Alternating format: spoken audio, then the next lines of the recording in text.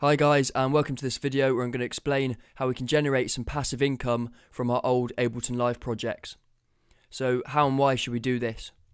Well, as you can imagine, not every single track you ever create is going to get signed.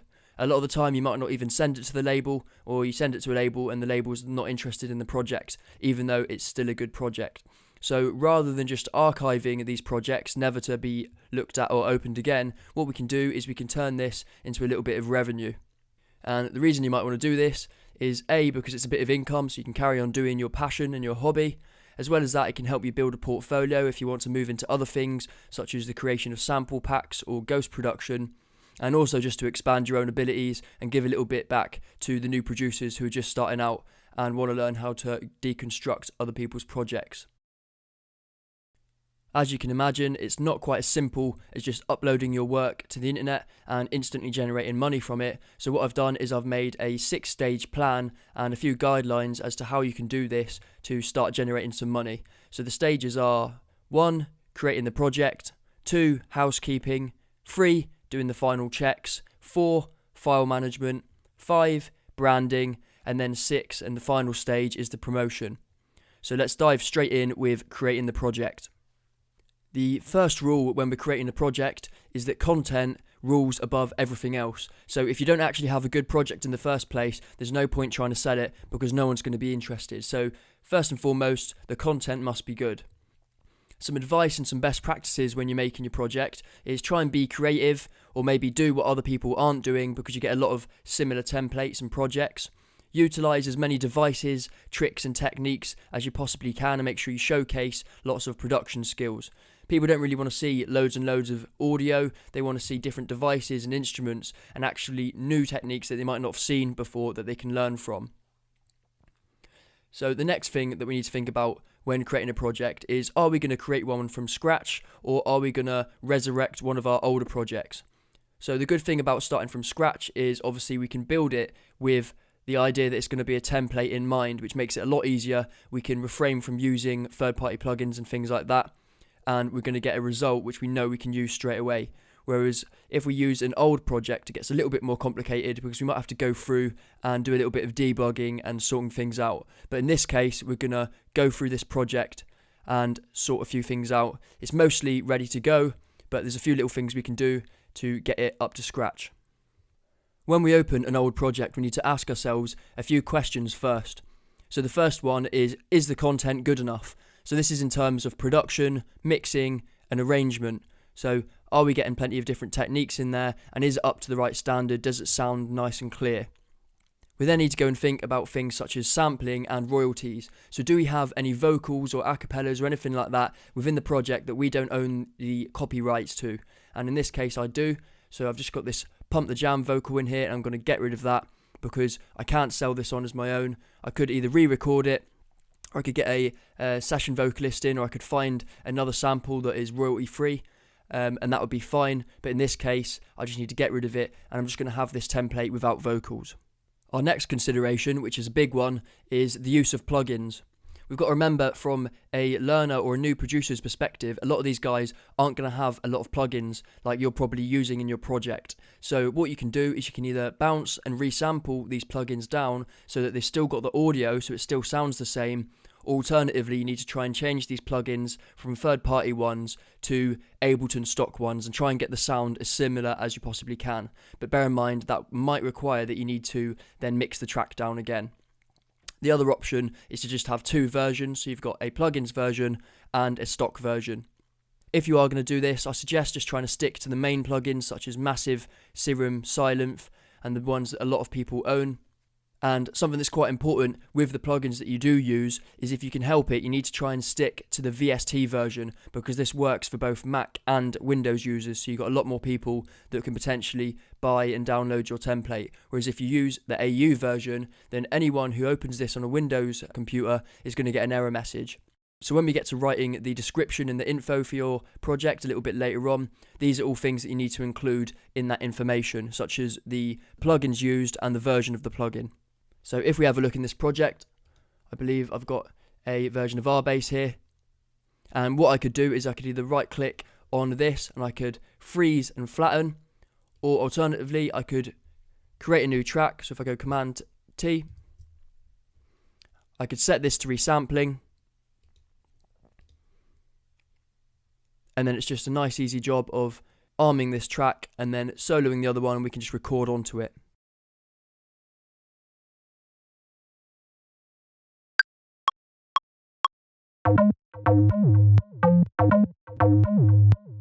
And obviously we do that for the entire arrangement, and then we have that audio within the track, and we can keep the MIDI file there as well in case they want to see the MIDI for that particular sound. In this case, I'm just going to get rid of the RBass device because I don't need this in the project. This takes us on to the next question that we need to ask ourselves quite nicely, which is, can we explain all of the production within our project? So what I mean by this is, if you've got loads of plugins or devices that aren't actually doing anything, then get rid of them. And you need to look through your plugin chains and think to yourself, can I explain the reasoning behind each plugin that I'm using? Because at the end of the day, this is getting used as a learning tool, so you need to be able to back up all of your decisions. So once all of these questions have been answered, what we can do is give our entire project a quick once over, make sure everything is as it should be, and then we'll move on to the next stage, which is housekeeping. Housekeeping is really important, and the way I like to think of it is, if you're working with a collaborator, so you're working with Splice or you're doing it online somehow, or maybe you're just giving your project to a friend, when they open your project, they need to be able to see exactly what's going on at a glance. So it should be nice, labelled, ordered, grouped and colour-coded properly. So most of this project, I've already had that done, but we're just going to go through with a fine-tooth comb and fix a few little problems. So the first thing we're going to look at is file renaming. So what I'm going to do first is just actually play you a little bit of the project so you can see how it sounds. I'll play you this section here.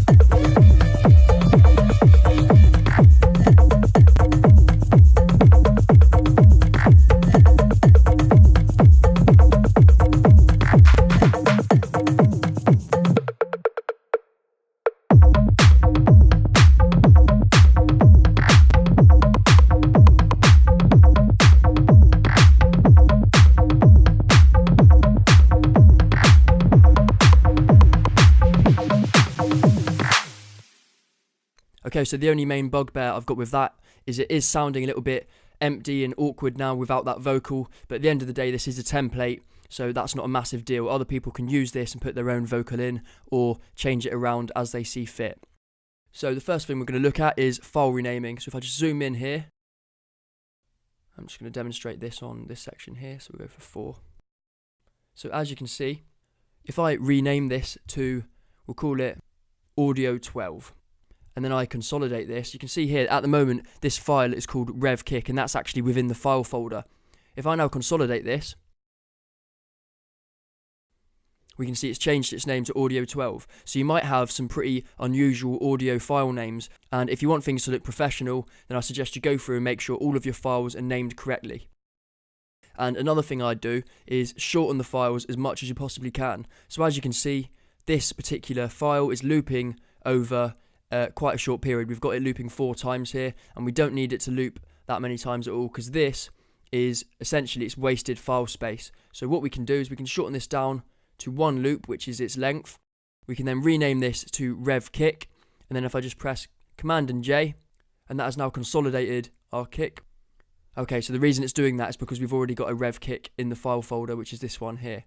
So all I'm going to do is I'm just going to drag this across. But what we do is we press the loop button here, and once we press the loop button, we can then drag this out.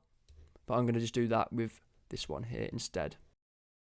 So once we've done that, we can then move on to things like the clip renaming. And as you can see, we've already got all of these clips named. However, there are a few here that haven't been named properly. They're tests, and we're not going to need them. So what we can do is, firstly, we can get rid of a few of these tracks. So I know I don't need any of these. And then we can move on to this particular one here. So this is actually an acid bass. So I can start off by labeling the track. It's a bass. And as you can see here, I've got the kick and the bass group. I've got our percussion groups. I've got all of these groups set by the type of sound that is within the group. So you can see here, this is high percussion, and we've got our transient rich information, we've got our effects, and we've got our lower end stuff. So I'm going to just change this so it's the right color, and then I'm going to go in and I'm just going to check the actual file itself first. And the reason we do this is because we don't want to be passing on messy templates. So as we can see here, we've got a few muted notes, which doesn't look very professional. So I'm just going to get rid of these muted notes. And remember, once we've done that and we've got rid of these notes, then we might have to then go and duplicate our clips across as well, because there might be other clips that are very similar that also have these muted notes. We can then make sure we just have to check a few things such as the pitch. So if I listen to this, I think this is out of key.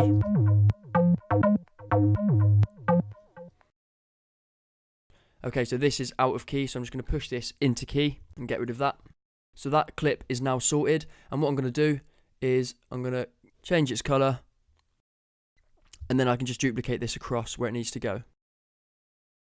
And you can see here what I'm doing. If I select this area, it will tell me here at the bottom that's a 16 bar loop. You can see there in the bottom left. And I do this throughout the entire track, so it's broken down into either 16 or 32 bar loops, or maybe even smaller, all the way across. So it's just nice and easy to see exactly what everything is.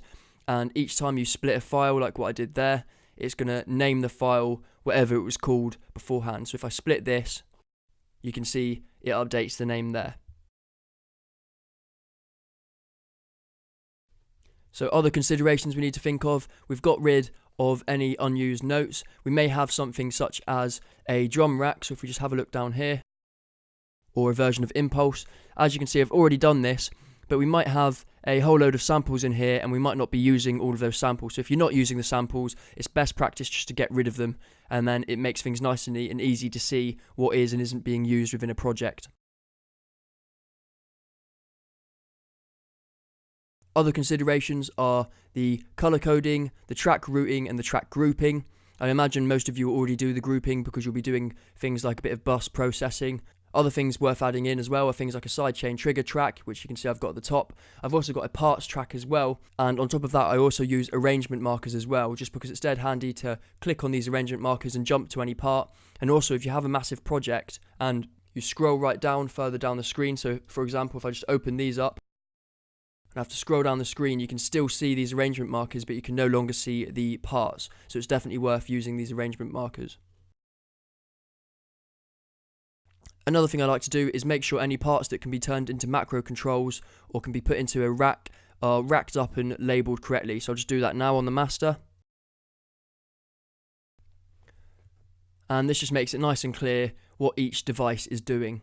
And also you can see I've got automation on this master bus, and I may have automation throughout the project as well, and I just prefer to use automation when I'm doing things like this rather than actually bouncing audio out, especially with things like synths and that, because it takes up a lot more space if you've got an entire 8-minute track of a evolving synth, whereas if you have a single synth sample or a single synth MIDI sound which is being automated, then it takes up a lot less space within the project. So once we've done the housekeeping, we'll now move on to the final checks.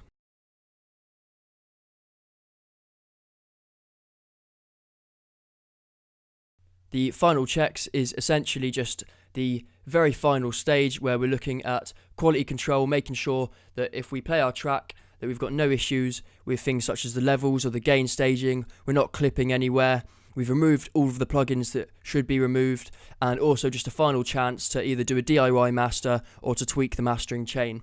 So I'm just going to loop up a section and have a little look at my levels.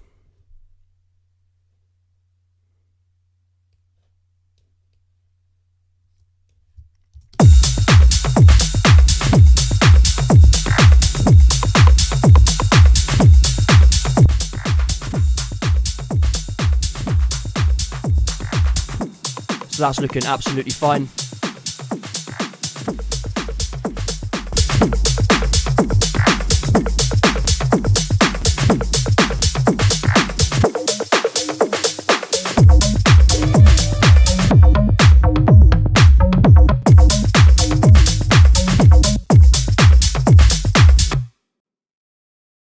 And we'll just flick through all of the tracks, make sure everything is as it should be. Perfect, so now we can move on to the next stage, which is file management.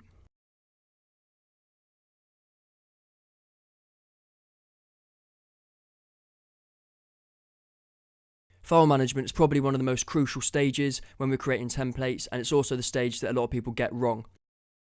So what we do is we go up to manage the files of the project, and then we just click manage project, and you can see the project here is vendor 056, and we look at the project here, we've got the project name, and then we also have our set name as well.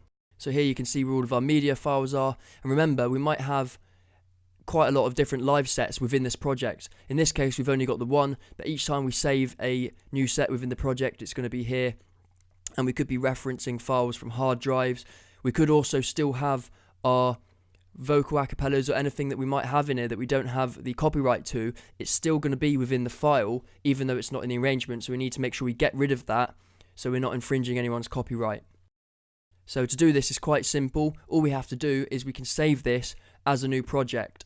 So to do that, we'll just go up here, File, Save Live Set As, and we don't want to save it in this project, we want to save a new project. So I'm just going to click on the desktop, and we'll call this one Acid Jam. Hit save, and now we'll just look on the desktop so I can quickly show you something. So here's our old project, and if we have a look at this, we can see we've got our samples, and we've also got our project file in there as well. So this is what a project looks like when all of the samples are collected into it. And then we'll look at our other project. And this is Acid Jam, which we've just saved. It's a live set within a project file, and you'll notice there's no other files in there. So if we jump back into Ableton now, and we go on Manage Project, and you can see the name has now changed. You can see we've got one live set in there, and you can see we've got 29 files from other projects. So these are now classed as external files. So if we tried to send this to someone else, they're not going to be able to work the project because there's not going to be any samples, there's not going to be anything in there. It's just going to be the project file itself. So all we need to do is collect this into the project, and we can either do that here by clicking this, and then clicking the button down the bottom. And we can also do that by pressing Collect All and Save here. And it's important to understand, Collect All and Save is going to save into the last saved project location. So Collect All and Save is going to save all of my samples into the Acid Jam project for this particular live set. So by doing this, it's only going to take what's being used in the project. So I'll just do that now.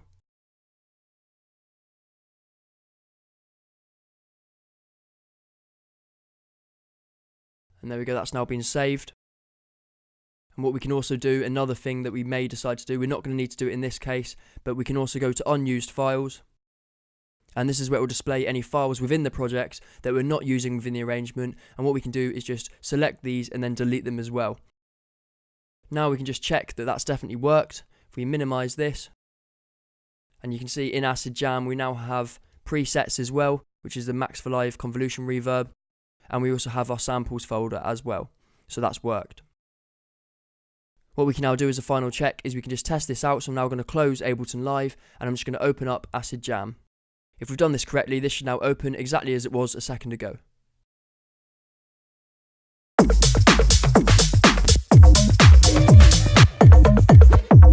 So there we go, the project is working. So now we're going to move on to the next step, which is branding and information. Okay, so we now have our finished project with all of the files and samples collected within it. So what we're going to do is just drag this into a folder that I've made for it. And I'm just going to name this a little bit better, because when we upload files to the internet, it's best practice not to have any spaces, and also we want people to be able to see exactly what it is just at a glance.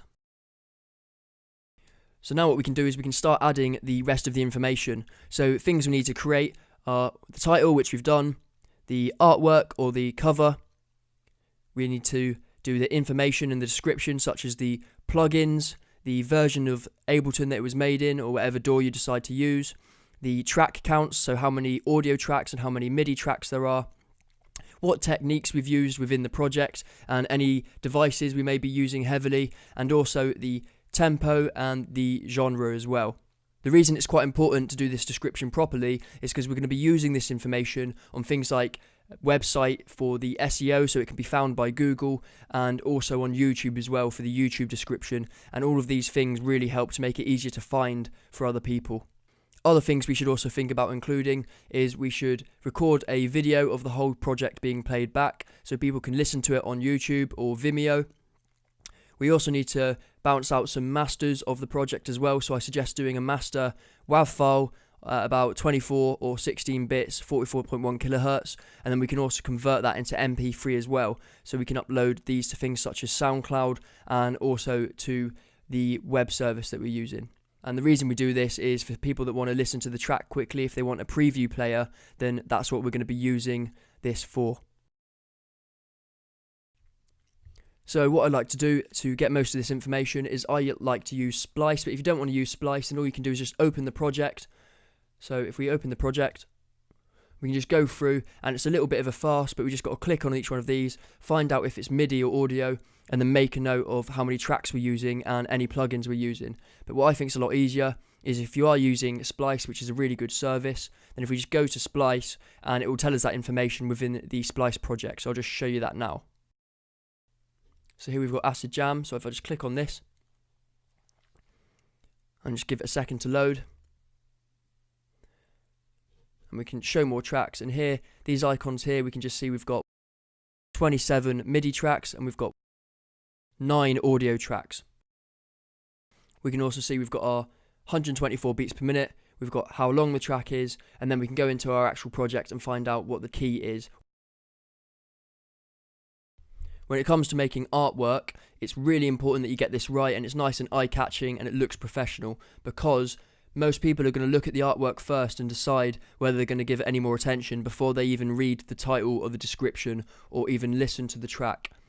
So when it comes to making the artwork, the best advice I can give is look at how the pros do it. So we can go on to things like Splice, ADSR or Loop Masters and have a look at their artwork and then try and replicate something similar.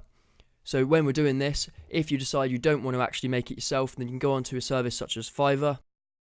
And you can see here I've just typed in album artwork, and we can get someone to create some artwork for us for as little as a couple of pounds. And the good thing about this service is it's done on an individual basis, so you're going to get some much more interesting artwork than using a sort of template. However, if you do want to do it yourself, then you can use a service like Canva, which is completely free. It's just a website that allows you to design your own designs and templates. And as you can see, I use this quite extensively. So in this case, I've decided to call it Acid Jam.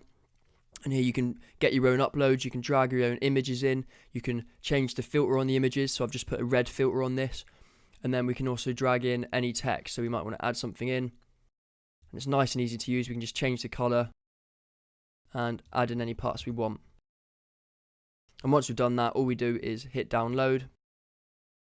And that's now going to save to our downloads. When you're creating the artwork, I suggest you do it with quite a big resolution. So in this case, I think I'm using 1400 by 1400 pixels. And once this is downloaded, you'll find that the chances are wherever you want to upload this file, they're going to want this in a load of different dimensions.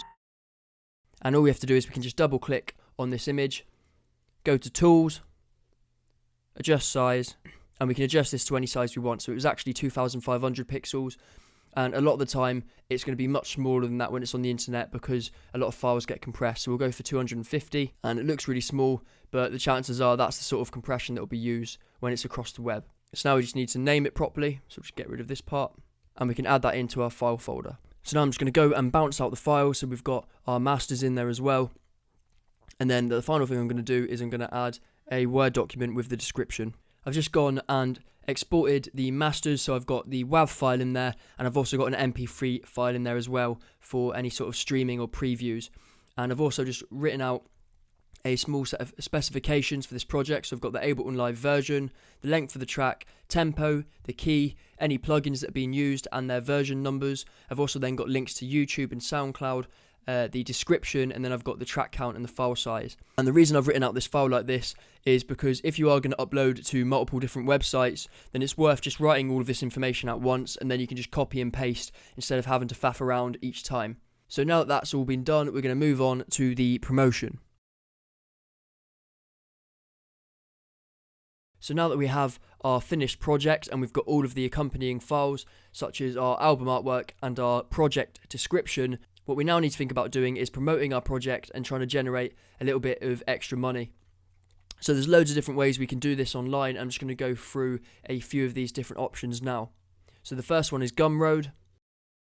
And what this basically is it's an online website where you can upload small project files, small file sizes, and you can sell this to the rest of the Gumroad community.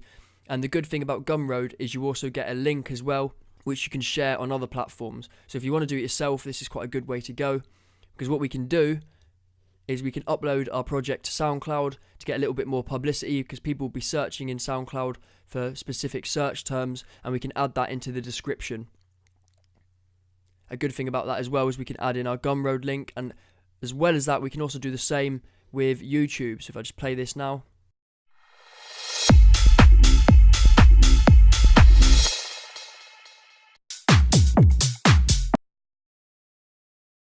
So what we've got here is we've got our YouTube playlist, so it shows all of the different projects in the playlist, and we can also add in our description down here and any links to our website. The next one is Splice. So you might actually just want to give away your project for free. You might not be interested in the money at all, and maybe you just want to use it as a little bit of publicity to get your name out there. So what you can do is, if you are using Splice, you can publish it as a release, and what this does is this puts it out to the rest of the community, and then other people can splice your music and download it, and then they can add on to it, or they can collaborate, or maybe they can just learn from it for free. So as you can see here, some of these have been spliced almost 300 times.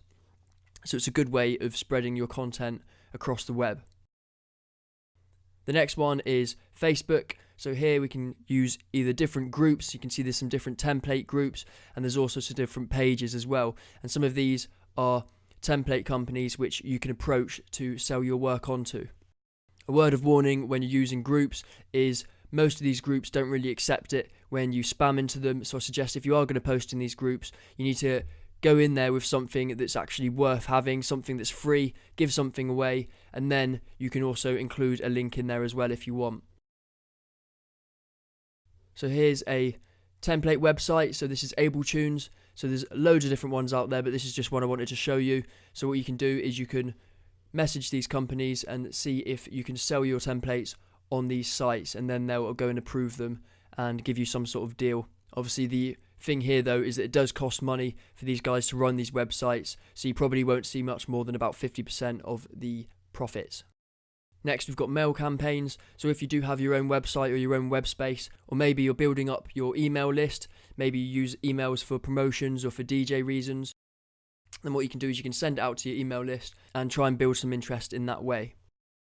So here we've got another example of an email list, and here you can see all your different statistics of how many people are opening and how well you're doing, and if your list is growing or not. Another one we can use is things like forums. So this is the Reddit forum. There's loads of different forums out there, and going back to what I said about Facebook, the Reddit users don't really appreciate it if you just try and spam links, so try and make sure it's informative or you're giving something for them for free before you try and send them off to external links. Another option is to write a blog, or maybe if you're doing YouTube tutorials or any sort of other tutorials, or anywhere where you're demonstrating different techniques, then you can include your project within that, or you can use that when you're demonstrating the project, and then people that are checking out these videos might like the sound of your project and download it. And then the final one is to go down to my website on the project templates page, and you can work with us and simply upload it and become a vendor here. And the perks of uploading to our website is that a lot of the stress of all of these different things here are going to be taken care of for you. And what you do is you upload your project files and anything else, and also your PayPal information to the website, so you can make sure you definitely get paid. And then you can view the back-end analytics of all of your sales. You can see exactly who's bought what and when, and you can see your payout dates as well. And the advantage of doing this especially with us, is that we are going to do a lot of the promotion for you. So we'll be sending out the monthly newsletters to the email list, we'll be posting in the blogs, the forums and Facebook, using things like YouTube and SoundCloud, and we'll be pushing the templates for you, provided they're good enough and they get accepted onto the website. So that's another option for you. I hope you found this video useful, and hopefully you can use this to generate a little bit of cash from your older projects and also help out some new producers as well.